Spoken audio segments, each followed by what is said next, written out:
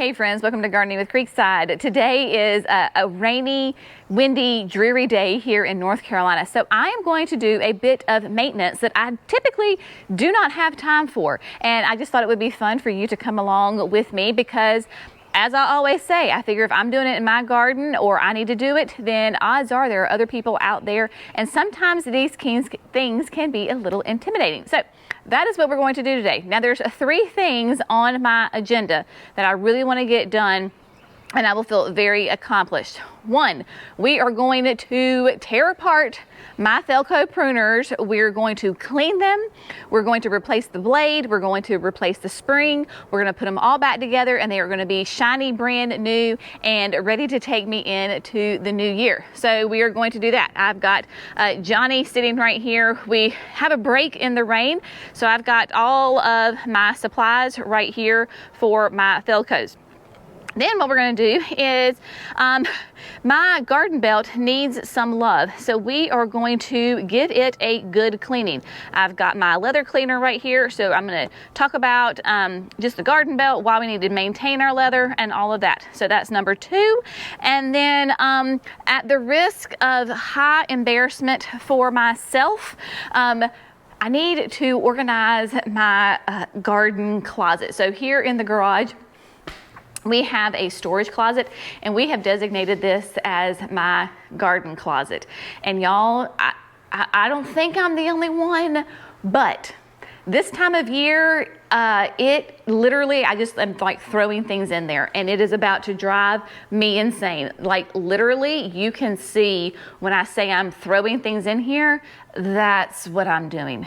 So it is a bit of a disaster. So I need to clean this up, get this organized, toss out things that are old or that I'm not using or that are broken.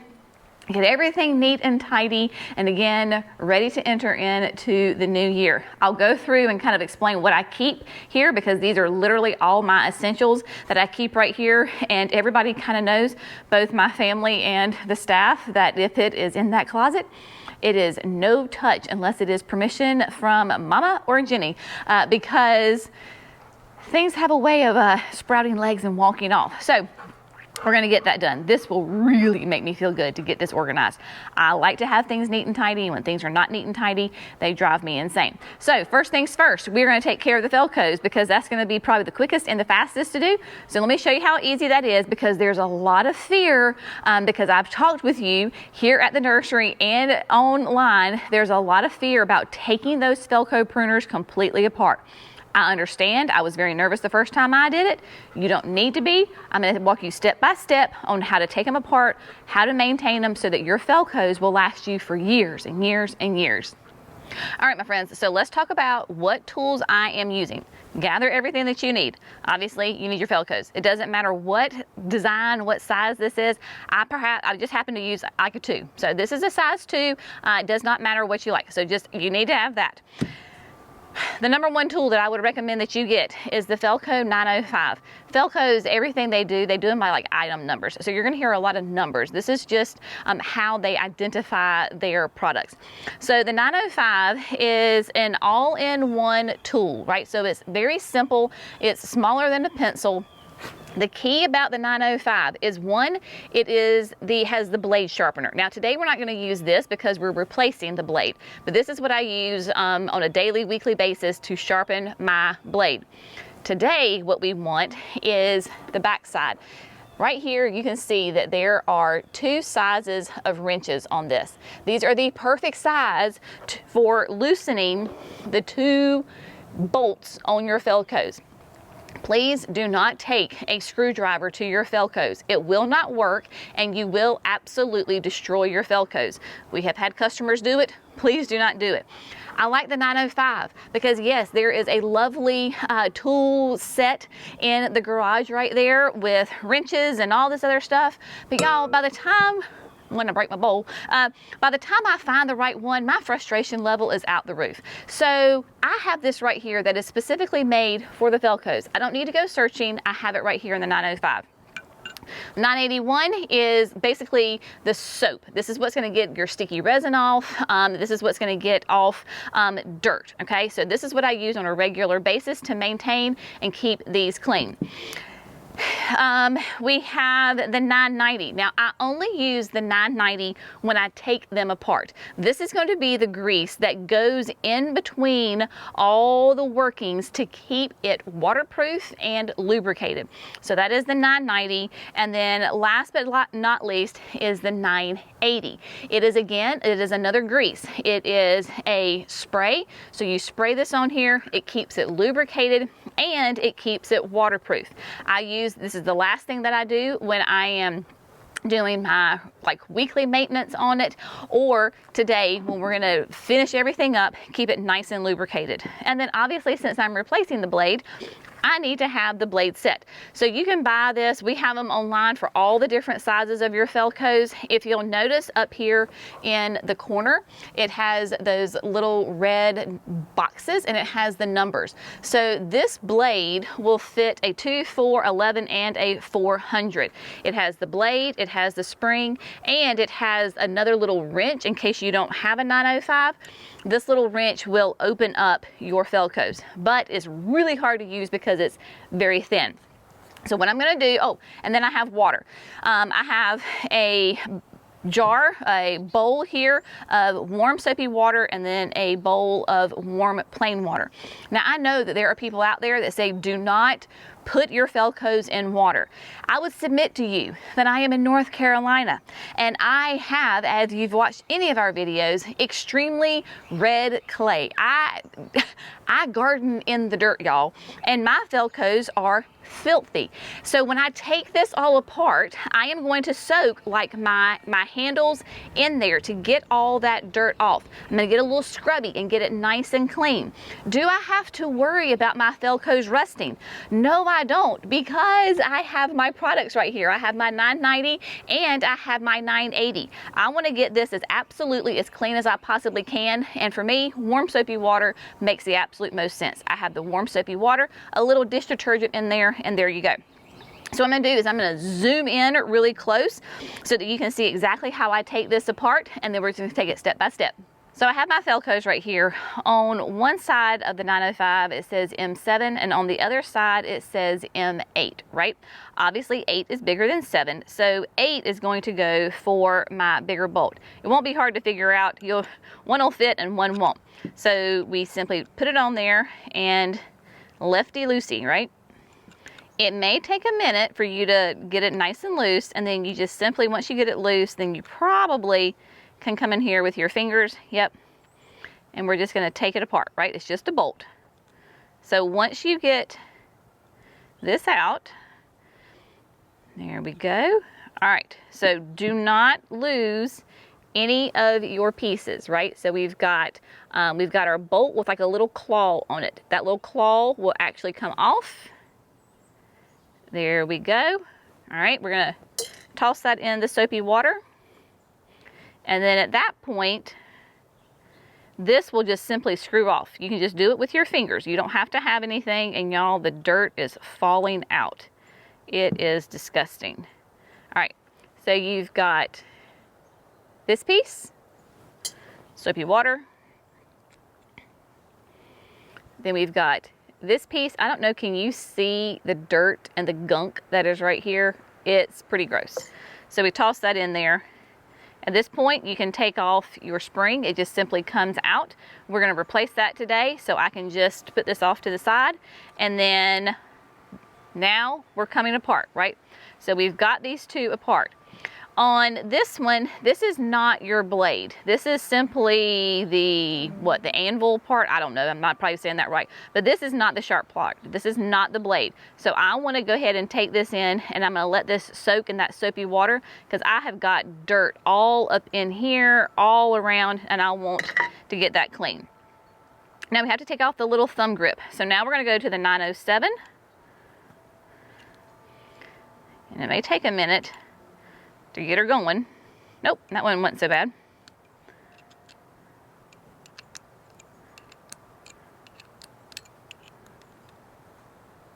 All right, now I can do it with my fingers.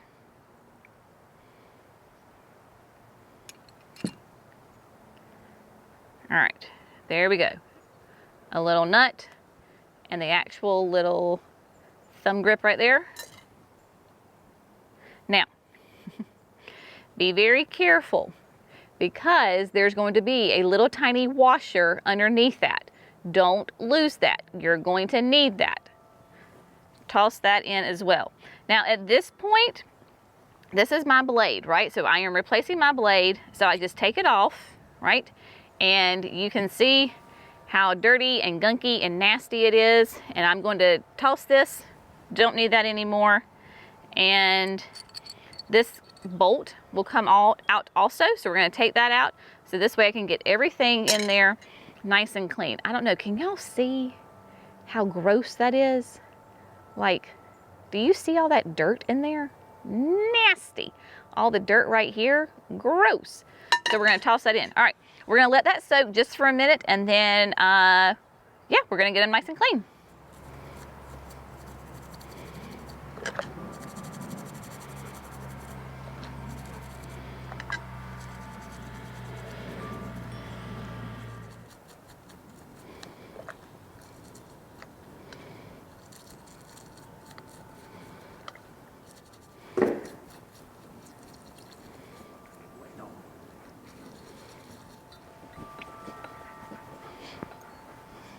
All right, my friends, so everything has been cleaned, it has been dried, and it looks so much better. All the dirt is out of the little nooks and crannies, so there you go.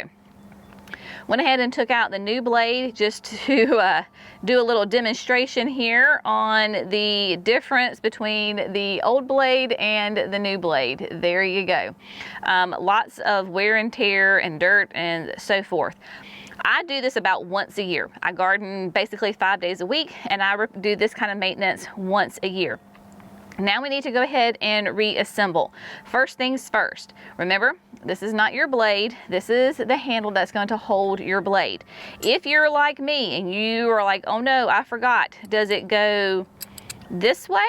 Is that the way it goes? Well, I want you to pay attention that there are 3 little holes on your blade. Those little holes are going to line up with these 3 little notches on the handle.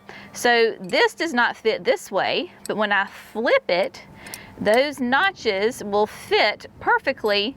If I can get it lined up right, there we go.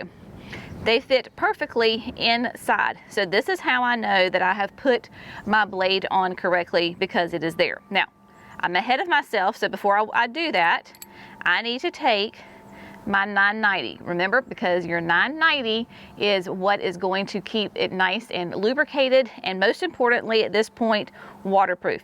So we're just going to take a little bit. It's nice and thick, so you don't have to worry about it like squirting out. There we go. It reminds you kind of like of Vaseline, that kind of heavy, thick ointment type situation. Just kind of swirl it around in there. Then we can go ahead and put the blade on. Okay, so there we go. We've got that step. We're going to flip it over because we need to put our bolt back in there. So I am going to take this and just put a little bit of that 990 on there. At this point, my thought process is, if we have something that is a potential for rusting, right, then we're going to put some 990 on it. And then that just slides up underneath. There you go. What we're going to do next is we're going to take our other handle and we're going to put it down on top. Now, inside of here, you can see, maybe, if it'll show, but this is a square. This bolt has a square, so you may have to finagle your bolt so that it fits down nice and flush. So here we are, nice and flush with one another, and they are in contact. Now, before I do that, I know that that's my spot. I like to practice a couple of times, y'all. So then do a little squirt of your 990. Again, we do not want this part to rust. You could put it on this side if you wanted to. tomato, right? So there we go, nice and lubricated, and it is on. Now at this point, again, I can just lay these down because everybody's connected. Put my 990 again, right here. Once you've got your two pieces together, now we're gonna go for the next guy, right? So we've got, every time you're gonna connect two pieces, you're gonna put a little bit of 990 down. You wanna make sure that the little notch is facing this direction, my friends, okay?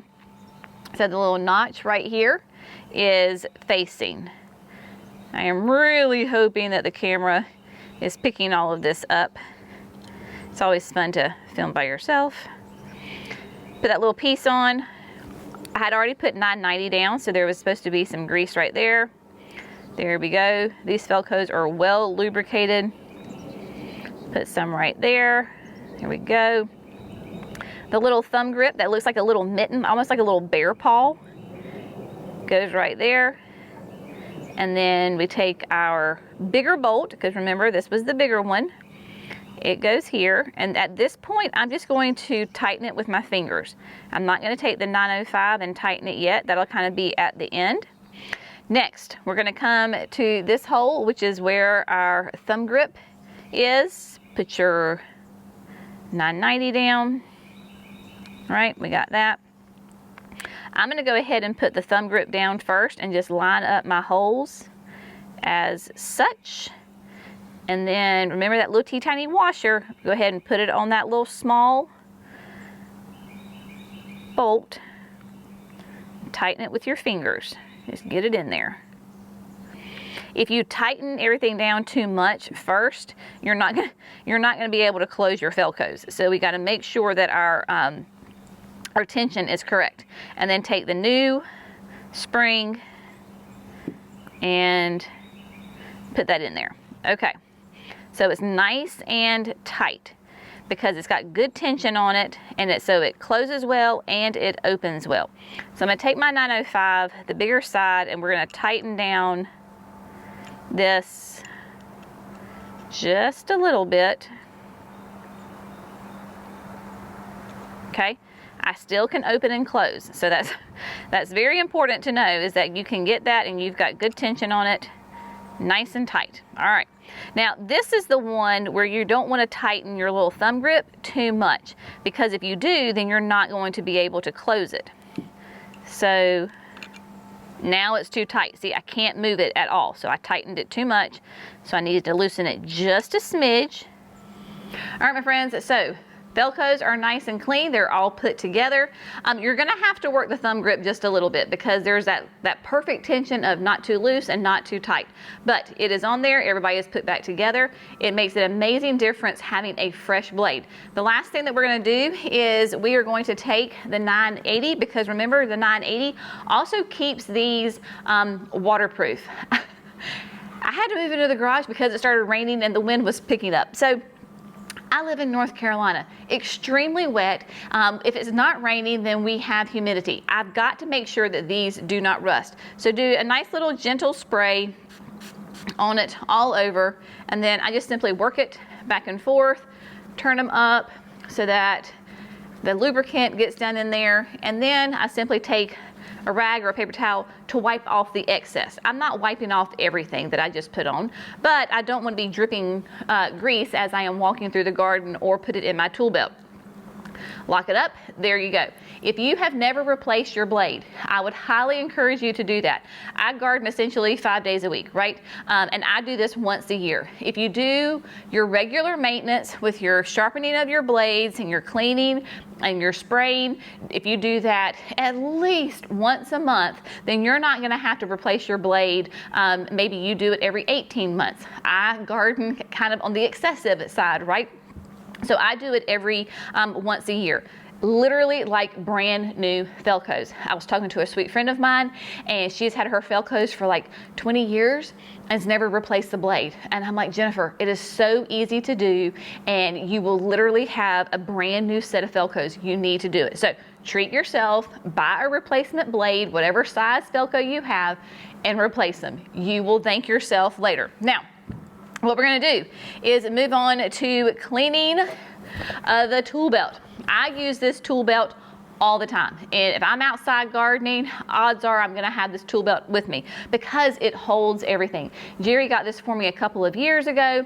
It holds my cell phone, it holds 2 clippers, it holds my hori-hori.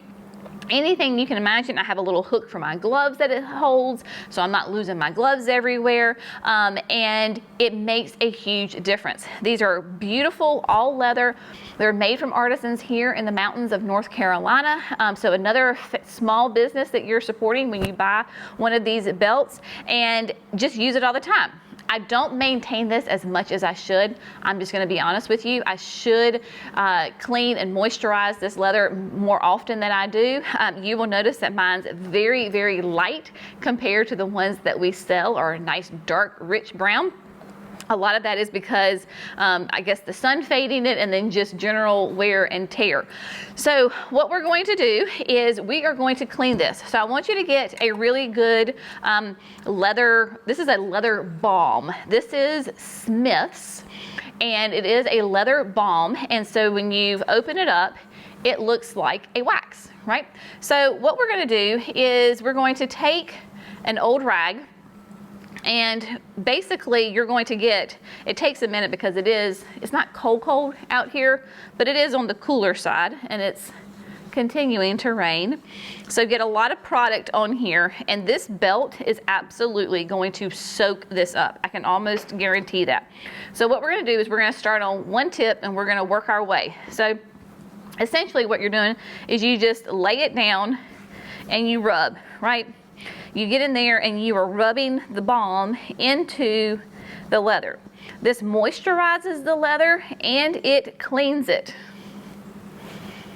Yep, it cleans it. So my belt is probably very disgusting. And so what I'm gonna do is I'm just gonna sit here and get it nice and clean. And you will notice also, see how the leather is darker right there where I just put that balm down? So I could probably sit here for hours and do this and just continue to moisturize and clean this. I don't have that much time. So I need to put myself on a more regular schedule for doing this, but we're gonna get her all cleaned up. She needs some love, so that's what we're gonna do.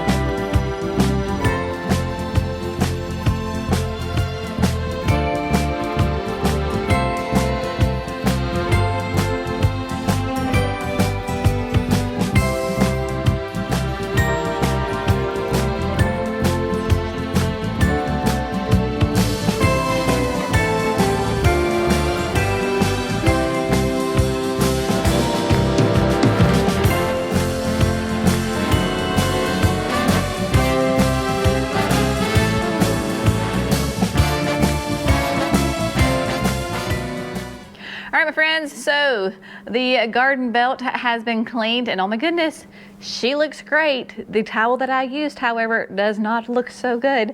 It was dirty, and like I said, I could probably, look at that towel, y'all. Look at that, and this is just one side. The other side is just as equally as dirty, but I probably could sit here and clean this sweet little belt for a while and still continue to get dirt out, especially in the pockets. But nice, rich color to it now, and just nice and soft and supple. Really, really important to do. This is definitely something that I need to step up my game on because it's probably been a year since I cleaned it and moisturized it, and that is not good for leather. Again, if you're going to invest in these tools, your Felcos, your garden belt, then we need to take care of them. And I am preaching to the choir right here because I need to do this probably at least, I would say, every 2 months, every 3 months, not once a year. But that Smith's Natural Leather Balm is really cool, y'all.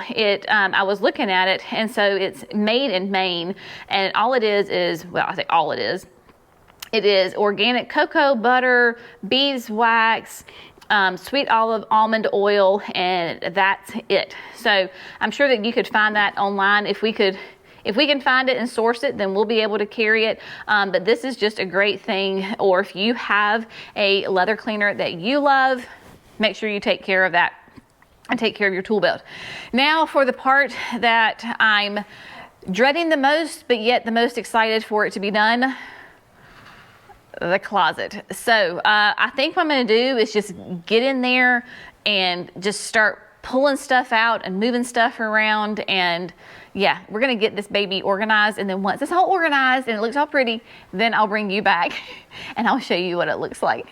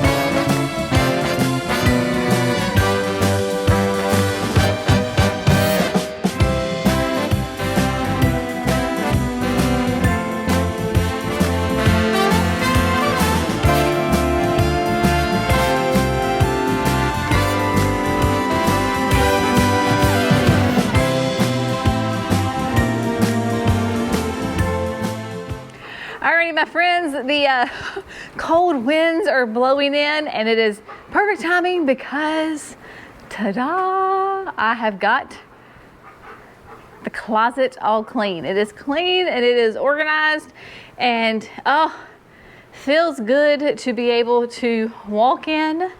One, you can see the floor. I mean, that's always an improvement, right? And then you've got, I mean, even Brenna can fit in here now. She couldn't fit in here earlier. We've got the shelf is all neat and organized. My tools are hung up. Got everything cleaned up over here. So just to kind of walk you through like some of the important things that I always keep very close by because I use them all the time. Of course, my pop-up bags from Gardener's Supply, you'll notice that they do collapse, right? So they have on each side, they'll have the little buckles. They snap together and then they collapse. And then I have a tool rack. I have two of these. One just holds this kind of stuff, and then one actually holds the garden tools. Hangs up right there. This one, however, on the other side, the bottom little clip broke off. So that's why this one stays up, is because I've already started to destroy it. So, but no worries, because what I'll do is this will always be my go-to. And so I'll just grab it and then out she goes. Of course, I've got my buckets stacked up right there, and then the my augers. So I have my, in the perfect order, my 5, my 7, and my 9-inch augers. Of course, these are the Jenny's Edition from Power Planter, and I was able to sweet talk Greg, you know, the owner of Power Planter. I was like, Greg, you helped me build all of these fantastic, you know, augers, and now I need some way to hold them and to, you know, to keep them organized. So he and his sweet team fashioned me a auger stand that will hold 4 of them. And then, because I typically always leave an auger attached to my drill, then he did one for me on that. I am trying to convince him that he needs to add these to his website, because I think you, consumers who also have the Power Planter augers, would love this, because I know I needed it. So I'm trying to convince him that he needs to start sending these and making these out for everybody to use. So there you go. Of course, my watering cans. I've got a precious little birdhouse that some of you sweet viewers sent me from Sarah Francis Designs. I just haven't had, I really need to figure out exactly where I want to put it, because I don't want to put it up and not be in the right spot. But of course, there's where our tools are. I always have some potting soil, and then all my tones. So I've got all my tones here, and then a bag of land and sea. We do keep the bulk stuff close by. Obviously, just doesn't go here in the closet. And then my shelf, and my shelf has a little bit of everything, y'all. I mean, we've got big containers and another watering can, my kneeling pads, my yard art that I've just put up for the winter time is there. You know, my terracotta saucers. I've got like repellents. This is cayenne pepper, y'all. That's a massive thing of cayenne pepper that I got from Amazon to try to get rid of my rabbits. One of you great people told me about using alfalfa meal for my roses. So I bought it last year, but it was too late to put it out. So I have it ready for my roses this year.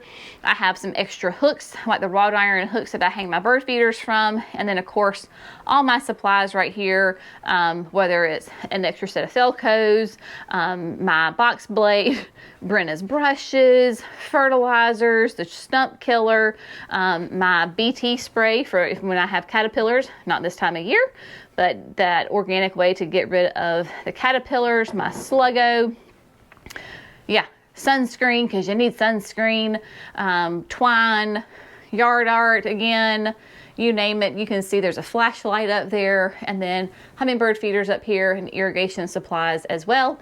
And then I love this. We actually, when we built the house 21 years ago, we used this closet as most quote normal people would for like their supplies and kinds of things. So we bought this little, it's a pegboard, but it's a tool, like you can put like shovels or whatever, but the little pegs come out.